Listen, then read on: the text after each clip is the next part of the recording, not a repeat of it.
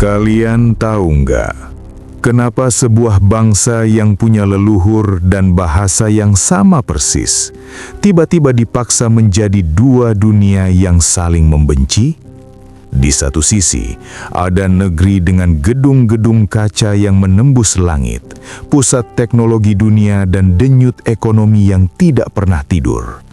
Tapi tepat di sisinya, ada sebuah negara yang sunyi, tertutup dari dunia luar, namun teguh mempertahankan ideologi yang lahir dari perang dan penderitaan masa lalu. Inilah semenanjung Korea, dua dunia yang sangat kontras, namun lahir dari satu bangsa dan satu sejarah yang sama. Ternyata, tanah yang terbelah ini bukan karena alam, melainkan oleh keputusan dan tragedi sejarah manusia yang sangat gelap. Garis sepanjang paralel ke-38 kini memisahkan jutaan jiwa yang dahulu berbagi bahasa, budaya, dan leluhur yang sama. Di sana, di tengah padang luas yang dipenuhi ranjau dan kawat berduri, berdiri The Demilitarized Zone atau DMZ, tempat paling dijaga ketat di seluruh dunia. Namun ironisnya, tempat ini disebut sebagai zona tanpa perang. Padahal di balik keheningan itu, bayangan masa lalu masih bergemas sangat keras. Perang yang dimulai 7 dekade lalu itu ternyata belum benar-benar berakhir. Hanya diam dalam kesepakatan yang sangat rapuh di tanah yang masih menunggu kepastian. Rahasia besarnya adalah, apakah Korea hanyalah papan catur yang dikorbankan dalam permainan kotor kekuatan besar selama Perang Dingin? Bagi rakyatnya, perpecahan ini bukan sekadar pertarungan antara sosialisme dan kapitalisme, melainkan luka yang diwariskan lintas generasi yang sangat menyakitkan. Anak-anak tumbuh tanpa pernah mengenal sanak keluarga di seberang utara atau selatan. Sebuah bangsa dibelah menjadi dua arah, dua nasib, dan dua sistem yang berjalan tanpa pernah bertemu satu sama lain.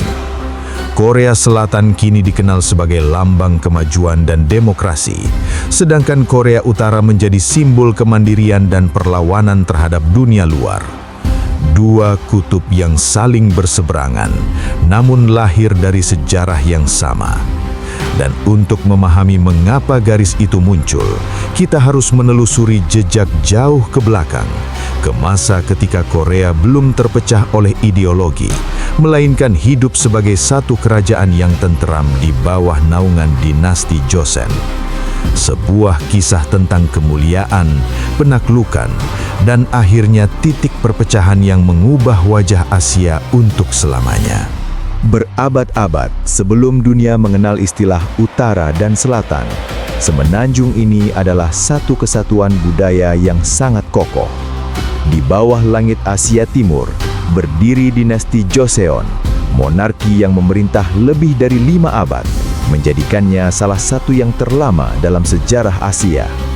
Tapi tahukah kalian, Joseon bukan hanya soal kekuasaan, melainkan sebuah proyek peradaban besar berbasis nilai-nilai Konfusianisme yang menekankan harmoni dan kesetiaan. Inilah urat nadi masyarakat Korea yang membentuk cara mereka mencintai tanah airnya. Rahasia besarnya adalah meskipun berada di bawah bayang-bayang Tiongkok, Joseon memiliki jiwa yang mandiri. Buktinya, pada abad ke-15, Raja Sejong Agung menciptakan mahakarya monumental Aksara Hangul. Bukan sekedar huruf, ini adalah cara sang raja agar rakyat jelata bisa mengekspresikan isi hati mereka sendiri tanpa bergantung pada kaum bangsawan. Namun, di balik kemuliaan itu, Joseon mulai menua dan kehilangan kelenturannya. Mereka memilih menutup diri rapat-rapat di balik kebijakan isolasi, hingga dunia menjuluki mereka sebagai kerajaan pertapa. Keputusan ini awalnya dimaksudkan untuk melindungi tradisi, tapi justru membuat Korea tertinggal saat arus modernisasi mulai datang menerjang. Ternyata, badai itu benar-benar datang dari cakrawala. Dunia luar tidak berhenti mengetuk pintu Korea dengan cara yang sangat keras. mulai dari insiden pembakaran kapal Amerika J. Sherman hingga ancaman meriam Jepang melalui Traktat Ganghwa tahun 1876 yang memaksa Korea membuka pelabuhan mereka. Inilah retakan pertama pada dinding Joseon, momen di mana kedaulatan mereka mulai terancam oleh kepentingan asing. Dan perlahan, nasib Korea berubah dari kerajaan yang menjaga kehormatan menjadi medan perebutan kekuasaan dunia yang sangat kejam. Sesuatu yang akan mengubah wajah Asia untuk selamanya dan memicu tragedi yang tak terbayangkan bagi generasi mendatang. Joseon mencoba memperbaharui diri, membangun jalur kereta api dan membuka sekolah-sekolah bergaya barat.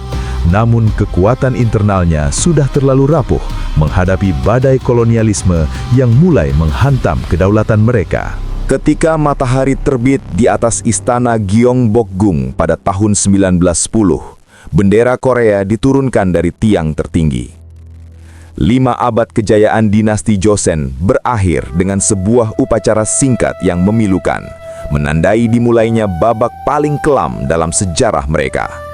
Di bawah kekuasaan Jepang, Korea bukan lagi kerajaan merdeka, melainkan bagian dari mimpi besar Imperium Tokyo untuk menundukkan seluruh Asia. Rahasia besarnya adalah, penjajahan ini bukan sekadar soal ekonomi, melainkan sebuah rekayasa sosial berskala penuh untuk menghapus identitas sebuah bangsa. Bahasa Korea dilarang, sejarah mereka dihapus dari buku pelajaran, bahkan nama-nama mereka dipaksa diganti menjadi nama Jepang. Banyak orang salah sangka saat melihat Jepang membangun rel kereta api dan pabrik baja di sana. Tapi ternyata, semua itu bukan untuk kesejahteraan rakyat Korea. Pembangunan itu hanyalah mesin pendukung untuk ambisi perang Jepang, sementara jutaan rakyat dipaksa bekerja dalam kondisi yang nyaris seperti perbudakan. Dan yang paling tragis, ribuan perempuan muda diculik untuk menjadi budak seks militer, sebuah luka sejarah yang belum sembuh hingga hari ini. Namun, di tengah penindasan brutal ini, bara perlawanan tidak pernah benar-benar padam. Pada gerakan 1 Maret 1919, ratusan ribu orang turun ke jalan dengan satu teriakan yang mengguncang negeri. Korea adalah milik orang Korea. Dari sinilah lahir dua kubu perjuangan yang berbeda arah. Di utara, seorang pemuda bernama Kim Il-sung bergerilya di hutan-hutan beku. Sementara di pengasingan, tokoh-tokoh seperti Syngman Rhee berjuang lewat jalur diplomasi. Tahun 1945, bom atom di Hiroshima dan Nagasaki akhirnya memaksa Jepang menyerah. Korea pun merdeka, tapi kebebasan itu datang terlalu cepat dan terlalu rumit. Dalam kekosongan kekuasaan itulah, dua raksasa dunia, Amerika Serikat dan Uni Soviet, melangkah masuk membawa ideologi yang saling bertentangan. Mimpi kemerdekaan pun berubah menjadi pertarungan global, dan nasib bangsa yang baru bebas ini sekali lagi ditentukan oleh tangan asing. Ternyata, kemerdekaan bukanlah akhir dari penderitaan, melainkan awal dari perpecahan yang lebih dalam. Agustus 1945, saat dunia merayakan akhir Perang Dunia Kedua, Korea justru memasuki babak baru yang sangat mengerikan. Kebebasan yang mereka impikan selama 35 tahun ternyata hanyalah jeda singkat sebelum terjebak dalam perangkap adidaya. Rahasia besarnya adalah pembagian satu bangsa ini diputuskan hanya dalam waktu 30 menit saja di sebuah ruangan di Washington. Dua pejabat Amerika, Dean Rusk dan Charles Bonesteel, menggambar garis di peta hanya karena garis itu terlihat membagi wilayah secara seimbang di atas kertas. Sebuah garis imajiner yang ditarik tanpa melibatkan satupun orang Korea. Uni Soviet bergerak cepat menguasai utara, sementara Amerika mendarat di selatan. Garis paralel ke-38 yang awalnya hanya keputusan administratif sementara, kelak akan menjadi perbatasan paling berbahaya di planet ini. Di utara, sosok Kim Il-sung muncul dengan dukungan penuh Moskow, seorang mantan gerilyawan yang karismatik dan disiplin. Sementara di selatan, Amerika mendukung Syngman Rhee, seorang doktor lulusan Amerika yang sangat anti-komunis. Dua kekuatan besar ini sama-sama mengklaim ingin membantu Korea, tapi visi mereka benar-benar bertolak belakang. Tahun 1948 menjadi titik tanpa harapan saat pemilihan umum di selatan melahirkan Republik Korea, dan hanya 3 minggu kemudian, utara mendeklarasikan Republik Demokratik Rakyat Korea. Satu semenanjung, satu bahasa, tapi sekarang punya 2 bendera, 2 pemerintahan, dan 2 mimpi yang saling bertabrakan. Ternyata, Korea lahir kembali bukan sebagai satu bangsa, melainkan 2 bayi yang diasuh oleh 2 ayah yang saling bermusuhan.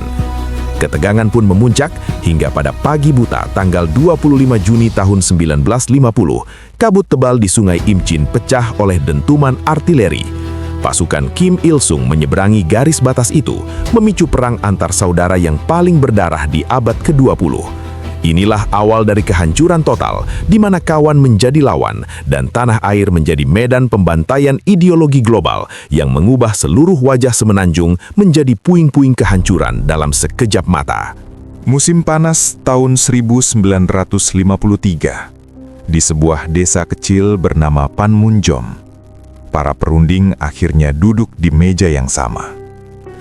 Setelah 3 tahun perang yang menelan lebih dari 2 juta nyawa, mereka datang bukan untuk mencari kemenangan, melainkan untuk berhenti kalah. Tahukah kalian rahasia paling mengerikan dari kesepakatan ini? Ternyata, dokumen yang ditandatangani itu bukanlah perjanjian damai, melainkan hanya gencatan senjata sementara. Artinya, secara teknis, kedua Korea masih berada dalam status perang hingga detik ini. Tidak ada deklarasi perdamaian, hanya keheningan yang rapuh yang dijaga oleh ribuan moncong senjata di sepanjang garis demarkasi selebar 4 km yang kita kenal sebagai DMZ. Tempat yang disebut zona tanpa perang ini justru menjadi wilayah paling berbahaya dan paling bersenjata di seluruh dunia. Di balik kawat berduri itu, nasib satu bangsa terbelah menjadi 2 jalan yang benar-benar berbeda.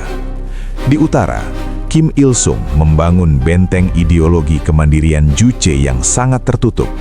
Sementara di selatan, dengan bantuan Amerika, Seoul bangkit dari puing-puing menjadi pusat teknologi dunia yang luar biasa.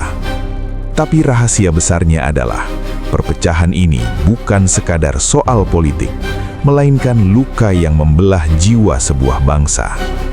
Bayangkan, keluarga terpisah selama puluhan tahun tanpa pernah tahu apakah saudara mereka di seberang sana masih hidup atau sudah tiada.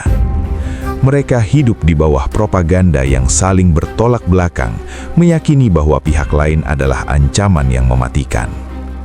Sejarah membeku di paralel ke-38 menjadi cermin dari dunia yang gagal menyembuhkan luka masa lalu. Beberapa kali muncul harapan lewat jabat tangan para pemimpin, namun semuanya berakhir seperti kabut pagi yang cepat menghilang.